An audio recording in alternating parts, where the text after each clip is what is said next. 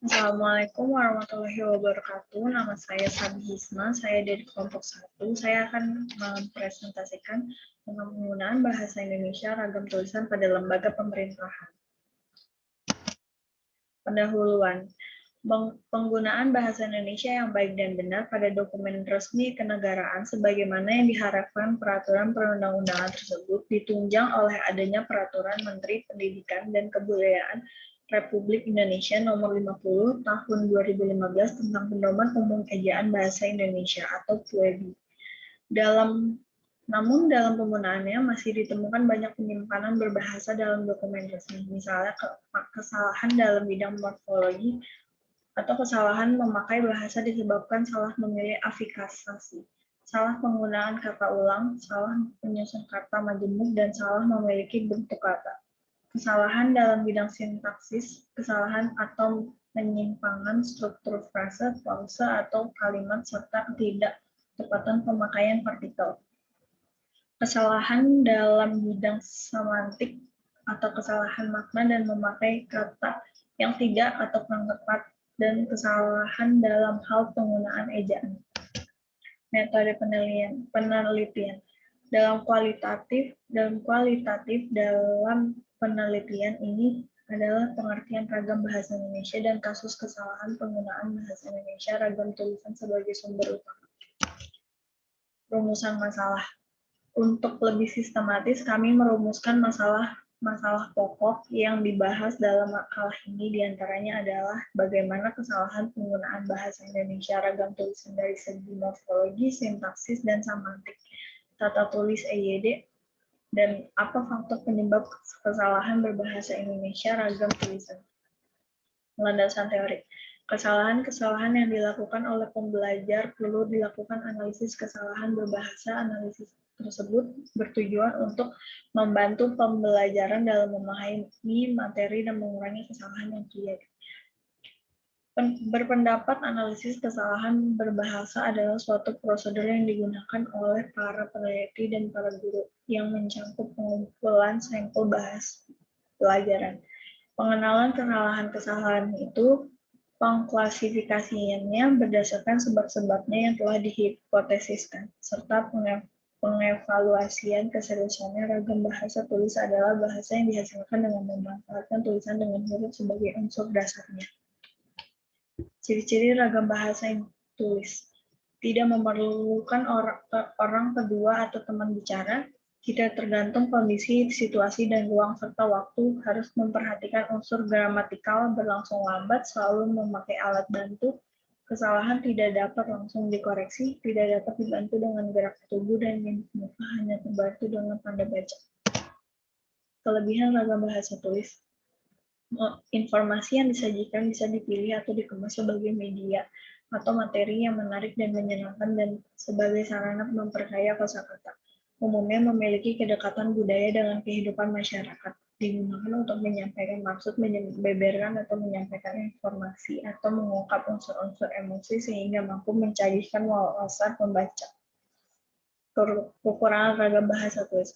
Alat atau sarana yang memperjelas pengertian seperti bahasa lisan atau tidak ada akibatnya, bahasa tulisan harus disusun lebih sempurna. Tidak mampu menyajikan berita secara lugas, jernih, dan jujur jika harus mengikuti kaidah-kaidah bahasa yang dianggap cenderung miskin daya pikat dan nilai jual.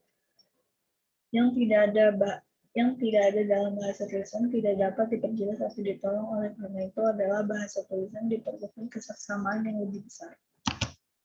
Hasil dari pembahasan. Dalam hasil penelitian ditemukan kesalahan berbahasa dalam 3 bidang. Hasil penelitian ini merupakan pemaparan berdasarkan masalah yang ada. Kesalahan berbahasa tulisan dalam bidang morfologi. Bentuk-bentuk kesalahan berbahasa tulisan yang ditemukan pada naskah dinas di lembaga pemerintahan seperti pada rincian berikut. A. Tingkat partisipasi warga dalam pembangunan memiliki korelasi dengan tingkat harmonisasi tetangga sehingga kejahatan dan lingkungan dapat diminimalisir. Penggalan kalimat di atas terdapat kesalahan morfologi, yaitu pada kata diminimalisir. Kesalahan berbahasa tulis dalam bidang sintaksis. Bentuk-bentuk kesalahan berbahasa dalam bidang sintaksis yang ditemukan pada dokumen kedinasan di lembaga pemerintahan dapat dilihat pada rincian berikut ini. A.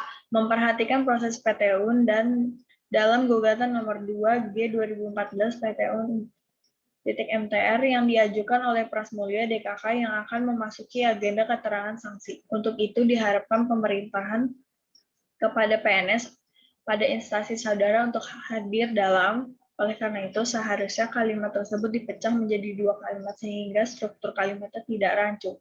Perbaikan kesalahan sintaksis kalimat tersebut seperti di bawah ini. Kami informasikan bahwa proses PTUN dalam gugatan nomor 2G 2014 PTUN .MTR yang diajukan oleh Prasmulyo DKK akan memasuki agenda keterangan saksi. Untuk itu, saudara diharapkan memerintahkan kepada PNS pada instansi saudara untuk hadir dalam. Berikut ini bentuk kesalahan semantik yang dapat dalam dokumen kedinasan di lembaga pemerintahan. A. Asisten Brawijaya yang membawahi dan mengkoordinasikan bagian hukum. Kata bentuk membawahi sejajar dengan kata mengatasi. Perbaikan makna kalimat tersebut dapat dilakukan dengan membuat kalimat sebagai berikut. Asisten Brawijaya yang mengatasi dan mengkoordinasi bagian berhukum. Kesalahan berbahasa di bidang EYD.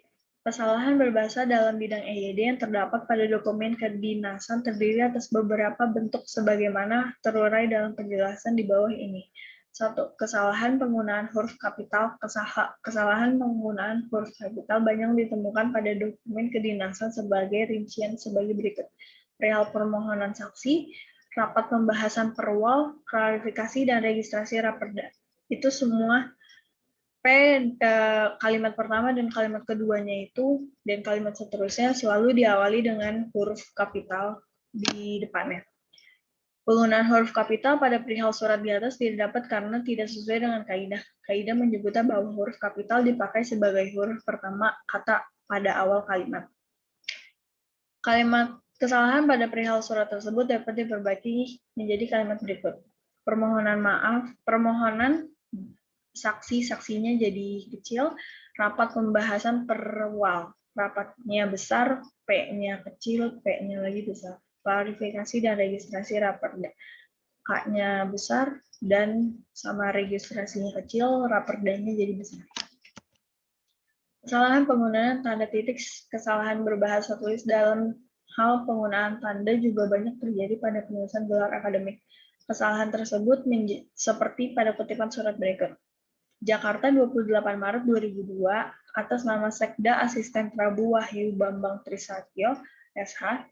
Penulisan gelar akademik pada kutipan surat di atas tidak tepat karena tidak sesuai dengan kaidah. Seharusnya tanda titik digunakan untuk memisahkan setiap unsur singkatan gelar akademik. Perbaikan yang harus dilakukan yaitu sebagai berikut. Jakarta, 28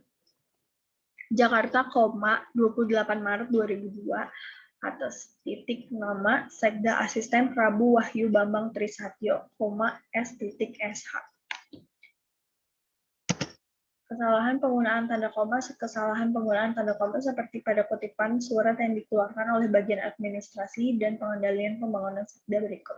Oleh karena itu, diharapkan semua penyelenggara kutipan di atas dikatakan tidak tepat karena tidak sesuai dengan kaidah. Seharusnya tanda koma yaitu dipakai di akhir ungkapan atau kata penghubung antara kalimat yang berada di awal kalimat termasuk di dalamnya.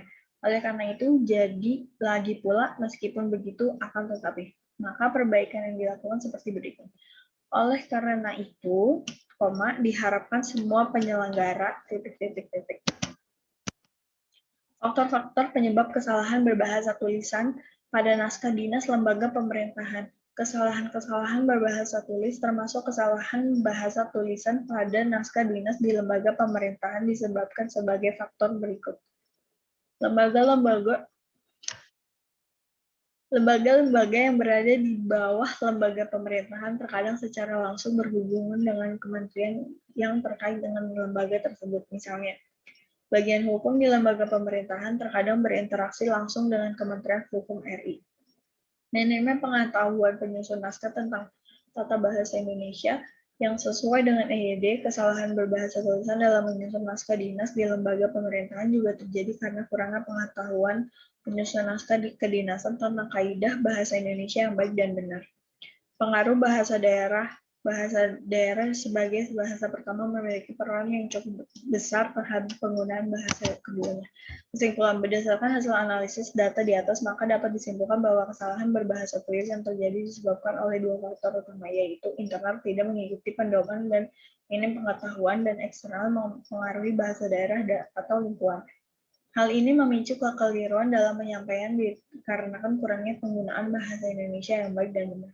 Kemudian terdapat beberapa poin lainnya, yaitu A. Sebaran kesalahan berbahasa tulisan pada naskah dinas di lembaga pemerintahan. B. Faktor-faktor penyebab terjadinya kesalahan bahasa tulisan pada naskah dinas di lingkungan lembaga pemerintahan. Sekian presentasi dari saya. Wassalamualaikum warahmatullahi wabarakatuh.